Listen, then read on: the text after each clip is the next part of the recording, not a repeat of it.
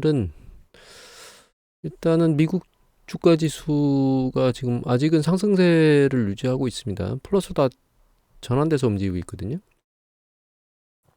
장 초반에는 안 좋았었습니다. 여기 급락해서 개파락해서 출발했다가 후반부에 다 끌고 올라왔습니다. 지금 그 중동 하마스하고 이스라엘 간의 전쟁이라고 얘기해야 되겠죠. 터지면서 어제 유럽 시장이 좋지는 않았어요. 좋지 않게 끝났는데 아시아 시장도 뭐 그렇게 좋지는 않았습니다.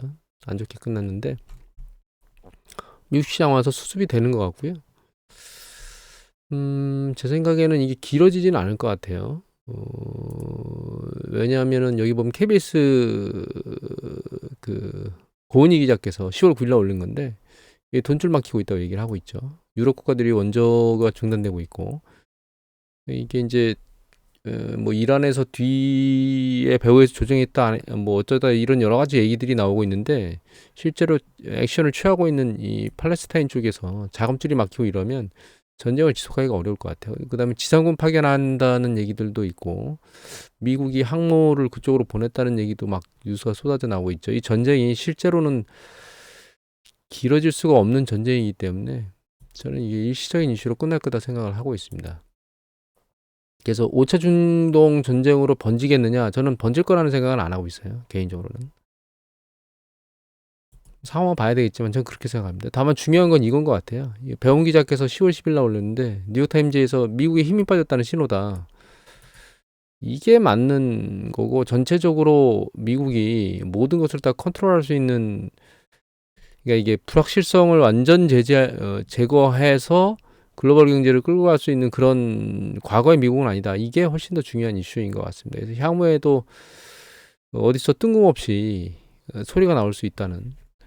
사우디아라비아가 컨트롤 안 되는 것도 그 중에 하나의 그 신호였던 거고 이것도 마찬가지입니다. 근데 이제 미국이 더 이상 이거 화석연료나 이런 것들이 중요성이 점점 좀 사라지면서 그쪽에서 발을 뺐잖아요. 그 발을 빼면서 아프가니스탄도 마찬가지고 사우디아라비아의 어떤 위험에 대처하지 않았던 과거에 그런 것들도 마찬가지고 결과적으로 이제 미국이 자국 우선주의로 점점점 가고 있는 뭐 그런 형태의 패턴을 전형적으로 보여주고 거기에서 이제 그런 상황에서 이제 뚫려져 나온 하나의 어떤 이슈죠.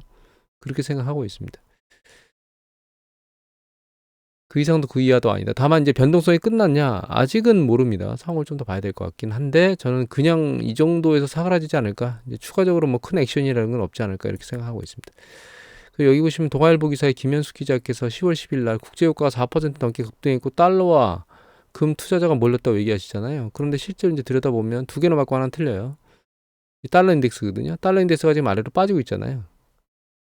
그러니까 달러화로 몰려드는 건 아니죠. 일단 첫 번째. 다만 이게 검은 게 유가거든요. 유가가 급등한 건 맞습니다. 유가가 급등했는데 이게 이제 급등했다고 봐야 되는 가장 주된 이유는 여기 보시면 유가가 달러 인덱스가 이렇게 하나 두 번 내려올 때도 유가는 내려오고 있었죠. 그리고 반등 강도가 여기서 한 3일째, 4일째 내려왔죠. 지금 하나, 둘, 셋, 4일째 내려왔는데 이때 반등 강도가 약했거든요. 그럼에도 불구하고 이거 튄 거 보면 이 내려오는 강도가 약한데도 금은 그 전날부터 반응하기 시작했습니다. 전쟁이 터지고 나서 튀었는데 유가하고 금하고 지금 이 현상이 전 일시적이라고 보기 때문에 유가나 금 모두 다 일시적으로 움직이는 거다 이렇게 생각하고 있습니다. 추세적으로 밀고 올라올 거다 이렇게 생각은 안 하고 있고요. 이게 그 중동 증세가 잔잔해지면 또다시 금값은 위로 올라오지 못할 거다 이렇게 생각을 하고 있습니다. 그 다음에 여기 BOF의 김지영 기자께서 10월 9일 날 올리셨거든요. 이게 이제 연준금리 인하 때까지 변동성이 확대될 것이다. 주식시장의 변동성이 확대될 것이다. 이런 얘기를 하는 거죠. 이거는 이렇게 생각하고 있습니다. 지금 현재 상황이거든요. 이게 S&P 500 지수입니다. S&P 500 지수가 흔들려서 움직이고 있고 조정받고 있죠. 그리고 이제 이 노란 게 기준금리입니다. 기준금리가 지금 5.25에서 5.5에 걸려 있죠. 그리고 파란 게 3개월 국채 수익률이에요. 3개월 국채 수익률은 차트에서도 보이지만 기준금리와 상관계가 가장 높은 국채이기 때문에 이 기준금리가 내려가기 전까지는 얘는 내려갈 조짐을 아마 보이지 않을 겁니다. 그래서 한 번 더 플러스를 올릴 수 있다라고 하는 전제 조건들이 얘기되고 있기 때문에 살짝 들려서 움직이고 있죠, 지금. 한 번 더 올리는 5.5에서 5.75 간격에 가 있어요. 지금 5.61이죠. 3개월 국채 수익률. 그래서 한 번 더 올릴 거라고 하는 그 언저리에서 지금 움직이고 있는 상황이거든요. 10년 국채 수익률은 이제 추세적으로 최근 추가 인상에 대한 여건 때문에 올라가고 있고, 이전을 보면 이때가 코로나 팬데믹 때거든요. 잘 보시면 이 기준금리하고 3개월 국채가 올라가고 있죠. 이 올라오는 후반부에 역시 10년 국채 수익률 따라 올라옵니다. 그러다가 어느 시점에 10년 국채가 추세적으로 내려오죠. 기준금리가 인상되지 않는 상황에서 내려오게 됩니다. 그리고 여기 그 기준금리하고 3개월 내려가면서 10년 국채 역시 따라 내려가죠. 그러다 이제 코로나 팬데믹 터지면서 급락하면서 내려왔어요. 이게 글로벌 금융위기 때입니다. 글로벌 금융위기 때도 잘 보시면 기준금리하고 3개월 국채가 쭉 올라가죠. 주식시장 따라 같이 잘 올라갑니다. 올라가고 이때는 기준금리가 멈춘 상황에서 추세적으로 올라가줬습니다. 한번 그 전에 이제 멈추면서 조정을 받았는데, 그게 이제 기준금리 올라가는 요 마지막 휘날레에 10년 국채 수익률이 쭉 뻗어 올라가죠.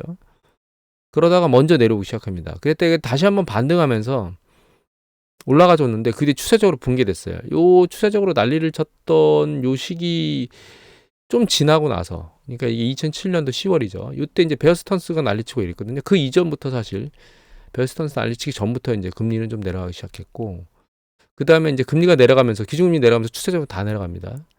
그러니까 이게 무슨 얘기냐면 10년 국채 수익률은 기준금리가 일단 후반부 사이클까지 밀려 올라가는 시기까지 10년 국채 수익률이 밀려 올라갈 가능성이 높아요. 그렇게 밀려 올라갔다가, 물론 이게 선반영돼서 그러니까 올라갔다가 이제 선반영돼서 요때가 선반영됐거든요. 코로나 팬데믹 전에 보시면 기준금리 쭉 밀려 올라가고 있는데 여기서 10년 국채 수익률이 먼저 떨어지기 시작했죠. 그러니까 11월 달부터 떨어지기 시작했고 기준금리가 최종 인상돼서 멈춘 게 12월이에요. 그래서 얘가 일단 지금 상황이 마지막일 수도 있거든요. 이 지금 밀려 올라온 상황이. 왜냐하면 다음번 금리를 올릴지 안 올지 모르는 상황이기 때문에 아직은. 근데 저는 조금 더 올라갈 수 있다는 여력을 가지고 지금은 아직까지는 기다리고 있는 상황입니다. 여하튼 이 기준금리가 일정 부분 올라가는 시그널들을 계속 전제하고 있기 때문에 10년 국채 수익률은 아직까지는 올라갈 수 있는 여력을 가지고 있는 상황인데, 향후에 한 번 더 추가 인상하고 나서 CPI나 이런 요소를 봤을 때 추가적으로 인상하기가 어렵다면 결과적으로 그 10년 국채 수익률은 정점을 찍고 그 뒤로는 아랫방향, 그러니까 그거보다 높은 수준으로 올라가기는 어려울 겁니다. 그리고 나서 추세적으로 계속 내려가던, 아니면 글로벌 금융위기 때처럼 내려왔다 다시 반등을 하건, 이 10년 기준금리가 한동안은 멈춰 있을 거라는 얘기들을 지금 하고 있잖아요. 그래서 그 사이에 10년 국채수익률이 내려왔다 다시 반등을 하건, 이 두 가지겠죠. 추세적으로 내려오건. 하지만 그 뒤에 이제 기준금리가 내려오기 시작하면 전체 국채 수익률이 아래로 쭉 빠지게 될 거예요. 이 기준금리가 어디까지 내려오느냐에 따라서 이 10년 국채 수익률하고 3개월 국채 수익률이 내려오는 강도가 결정되게 될 거고, 이 기준금리가 어느 정도까지 내려올 것이냐는 결과적으로 미국의 경기 수축의 정도에 따라서 바뀌게 될 겁니다. 미국의 경기 수축의 강도가 상대적으로 강하지 않다면 내려오는 강도는 약하겠죠. 그런데 이제 어떤 이슈가 발생해서 급격하게 내려오게 된다면 그 내려오는 강도가 세지겠죠. 그거에 따라 10년 국채 수익률, 3개월 국채 수익률이 내려오는 강도는 달라지게 될 겁니다. 그 강도가 어느 수준까지 내려올지는 지금은 예측할 수가 없어요. 요즘 뭐 글로벌 금융이나 이때는 이제 미국의 금융시장과 글로벌 전체 금융시장이 흔들렸잖아요. 그 다음에 여기서 왔던 그 코로나 팬데믹 때는 이 상단이 그 2.5였기 때문에 기준금리가 내려오는 강도가 얼마 없어서 바닥까지 붙은 겁니다. 글로벌 금융위 때는 5.25였을 겁니다. 아마 상단이, 기준금리 상단이 5.25에서 내려왔는데 바닥까지 붙은 거고요. 이건 이제 미국의 금융시장이 밑으로 오기 때문에 그런 거죠. IT 버블 때 같은 경우에는 이게 상단이 아마 6점 얼마가 그랬을 겁니다. 기준금리 상단이 여기까지 올라갔었거든요. 이게 6.5 정도 되거든요. 여기서부터 내려온 게, 일단 1차적으로 내려온 게 여기 밑에 보시면 기준금리가 파란 게 한 1.2%까지 내려왔었네요. 그러니까 한 4.5 정도 내려왔죠. 지금 우리가 있는 상단이 그 5.5, 5.75까지 올라갈 수 있죠. 여기서 3% 이상 정도 내려올 수 있는 가능성이 전 있다고 보고 있고요. 3% 정도 내려오면 아마 2.5대까지 기준금리가 내려오게 될 거고, 거기에 맞춰서 10년 국채 수익률이 내려오는 강도가 결정되게 될 겁니다. 물론 그 이상 내려갈 수 있는 가능성이 존재한다고 보고 있고요. 그거는 이제 경기 수축의 정도에 따라 달라지겠죠. 그래서 우리가 좀 생각해 봐야 될 거는 향후에 미국의 경기 수축이 어느 정도 강도에 따라서 움직이느냐, 그 다음에 이슈가 발생하느냐, 추가 이슈가, 특히 상업부동산 문제 이슈가 발생하느냐에 대해서 우리가 좀 전진적으로 봐야 될 것 같고, 이미 IT 버블 때도 그렇고 글로벌 금융 때까지는 굉장히 그 위험성이 컸었죠. 글로벌 금융위기는. IT 버블은 상대적으로 위험성이 이렇게 크진 않았는데도 불구하고 금리는 상당폭 내려왔어요. 그러니까 우리가 지금 아무런 이슈가 안 보인다고 해서 기준금리가 충분히 안 내려올 거냐, 이런 부분에 대해서는 우리가 그렇게 생각하면 안 될 부분인 것 같고요. 기준금리가 일정 부분 충분히 안 내려오면, 예전에는 계속 보여드렸는데 지금은 안 보여드렸던 거 하나 차트를 보여드릴까요? 이게 미국의 연체율입니다. 연체율 중에 이제 파란 거, 요게 이제 크레딧 카드고요. 그 다음에 요 밑에 연두색 있죠. 요 연두색이 그 미국의 그 소비자 대출, 소비자 신용 대출 증가세거든요. 연체율. 그 다음에 다른 것들, 요 밑에, 제일 밑에 있는 이 보라색은 상업부동산. 미국의 상업부동산 얘기들이 간간히 나오고 있잖아요. 그거에 대한 연체율이에요. 그리고 다른 것들도 이제 빨간 기업인데, 기업은 아직까지 이제 크게 영향을 미치진 않고 있는데, 미국의 70% 가계 소비잖아요. 요 연체율이 이게 떨어지기가 어렵다. 이게 계속 추세적으로 올라가게 될 거예요. 금리가 높은 상황에서 계속 유지가 되면. 그래서 일정 수준 내려주지 않으면 사실은 이 연체율이나 이런 것들이 강도가 줄어들기는 어려울 거라고 보고 있고요. 상업부동산도 이제 아직까지는 수면 위로 올라와서 뭔가 크게 터지진 않았는데, 상업부동산도 연체율들이 올라가고 있습니다. 그리고 이제 지난번에 보여드렸던 헤지펀드들이 신규 이 상업부동산 대출이 제로라고 올해 기사를 보여드리긴 했죠. 그래서 자금 경색이 하면 몰려 있을 겁니다. 이런 이슈들이 터질 가능성이 아직까지 계속 존재하는 상황에서 움직이고 있다. 그리고 그때 따라서 이제 이거는 미국의 그 파산재단인데, 파산재단 이게 7월 거네요. 지난번에 보여드렸던 것 같은데 아직 8월 게 안 나왔네요. 8월 거 나온 줄 알고 지금 봤는데, 추세적으로 작년보다 높은 수준에 나오고 있기 때문에 개인뿐만 아니라 기업 쪽에서도 파산이 계속 일어나고 있습니다. 기업하고 개인 다 포함된 겁니다. 그래서 그 기준금리가 일정 부분 내려와 주면서, 그리고 재고 조정도 일정 부분 일어나고요. 그래서 예전에 말씀드렸던 것 같은데, 사실 경기 사이클이 진행되면서 다시 새로운 긴 경기 사이클이 진행될 수 있는 이유는 경기 수축 국면에 네 가지 조정이 일어나기 때문이에요. 첫 번째가 고용 조정이고요. 그러니까 이제 한없이 경기 사이클이 좋을 때 맥스로 고용이 찼다가 경기 수축 국면에 이제 실업이 양산되죠. 그러면서 고용이 조정이 일어나거든요. 그 다음에 이제 재고 조정이 일어나요. 경기 확정면에 이제 빠른 대응을 해서 재고를 쌓았던 게 이제 내려가고, 아직 재고 조정이 안 일어나고 있고, 일어나려고 하는 시그널만 던지고 있는 거죠. 미국은 재고가 이제 늘어나질 않고 있고 옆으로 개걸음을 치고 있거든요. 그 다음에 신용 조정이 일어납니다. 지금 신용 조정이 일어나고 있는 과정 중에 있고요. 그 다음에 자산 가격 조정이 일어나고 있는데, 작년에 자산 가격 조정이 1차 일어났다가 다시 반등해서 올라왔는데, 주가가 일정 부분 작년 수준만큼 밀고 올라왔기 때문에 지금은 뭐 자산 가격 조정이 다시 한번 일어나야 되는 시기로 바뀐 거죠. 안 바뀌네. 이쪽으로 보죠. 이거거든요. 이게 S&P 500인데 작년에 일어났고, 올해는 회복됐죠. 그래서 일단은 자산 가격 조정이 4대 조정이 일어난 다음에 이제 새로운 사이클이 다시 만들어지는 액션을 취하게 됩니다. 그 이제 빠졌던 고용도 다시 채워지게 되고, 재고도 채워지고, 이러면서 경기 사이클이 추세적으로 계속 올라가는 동력을 얻게 되거든요. 여하튼, 그리고 이제 요거 마지막 기사, 요거 하나만 더 볼까요? 이게 발음 어떻게 하는지 모르겠습니다. 이거 네스테, 이거 아마 네덜란드인가? 하여튼 그쪽의 회사입니다. 어느 기업인지 제가 기억이 잘 안 나는데, 여기 보시면 이게 브렌트유고, 이게 그 우랄 산맥, 그러니까 러시아산 석유예요. 작년 하반 12월 달에 $60 캡을 씌웠었잖아요. 그러면서 그러니까 러시아 석유가 $60 밑으로 내려왔었거든요. 그래서 $50대 있다가 지금 쭉 올라왔는데, 중요한 건 이 스프레드 있죠. 이 두 가지. 이 스프레드가 지금 계속 줄었어요, 완전히. 누군가 계속 러시아산 석유를 사주고 있고, 제재도 잘 안 먹힌다. 미국이, 그러니까 서방이 씌웠던 캡의 제재도 안 먹힌다. 이렇게 이해를 하시면 될 것 같아요. 그래서 이제 기사에 보면 여기 SBS의 배운 기자께서 10월 10일 날 올렸는데, 러시아산 원유 제재 지평을 강화한다 이렇게 나오고 있잖아요. 아무리 해도 그게 안 된다. 이 강화해도 안 되는 게 사실은 긍정적인 거예요. 왜냐하면 석유에 대한 공급이 어디선가 새고 있다는 거거든요. 그러니까 누군가 이걸 계속 갖다 쓰기 때문에 WTI나 브렌트유에 대해서 상대적으로 공급 충격을 덜 주겠죠. 수요가 이쪽으로 좀 빠져주니까. 이 제재가 잘 안 먹히는 게 오히려 긍정적입니다. 석유 가격엔. 그리고 테슬라 관련돼서 김태중 기자께서 10월 10일 날 올리셨는데 9월 공장 생산량 판매가 두 자릿수 중공장에 이게 큰 이슈는 아니고요. 이건 추세적으로 지켜봐야 된다는 이슈 때문에 잠깐 보여드린 겁니다. 실제로 중국에서 생산되는 테슬라가 상대적으로 덜 팔려서 해외로 수출한다는 얘기들이 이제 쭉 나오고 있는데 중국에서 테슬라의 위력이 상실되고 있는지를 좀 모니터링을 좀 해야 된다. 테슬라 투자 입장에서는 이제 투자자들이 계시다면 그것 때문에 잠깐 올렸고요. 그 다음에 또 하나 단신은 이건데 우리 케네디 하면 아시잖아요, 다.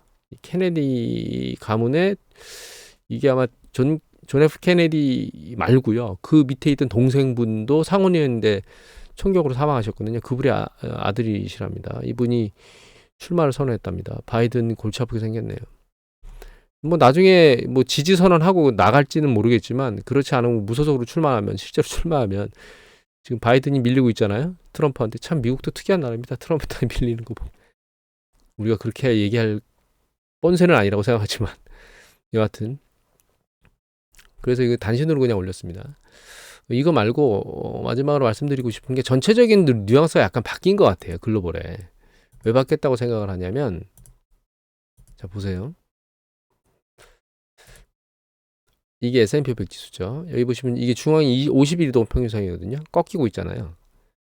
가장 강력한 게 지금 인도거든요. 글로벌 시장에서. 인도가 추세적으로 올라오고 있다. 지금 옆으로 누웠는데 누운 게 약간 밑으로 밀려 내려가고 있죠. 니케이입니다, 이게. 니케이가 두 번째로 센데 니케이 역시 마찬가지로 지금 이 51선이 내려오고 있으면서 51호 공방을 치고 있어요. 이 사이로. 근데 공방이 윗단보다 아랫단이 더 세져 지금 밑으로 더 밀려 내려가죠. 그리고 이게 그 일목균형표인데 일목균형표 옆에 이제 이게 RSI고요. 요게 이제 ADX 방향성입니다. 요게 이제 머니플로우거든요.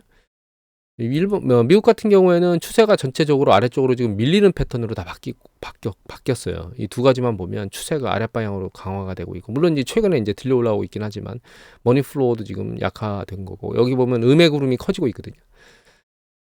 가장 셌던 일본을 보면 일본도 보시면 이 음의 구름이 조금씩 형성되고 있고, 이 후행팬이 이미 다 뚫고 내려왔어요. 구름이고 뭐고 전환선, 기준선 뭐 주가까지 다 뚫고 내려와서 이게 아랫방향으로 추세 전환의 시그널 중에 하나거든요.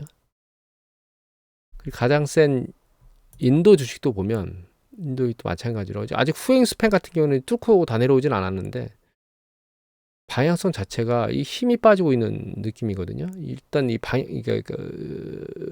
방향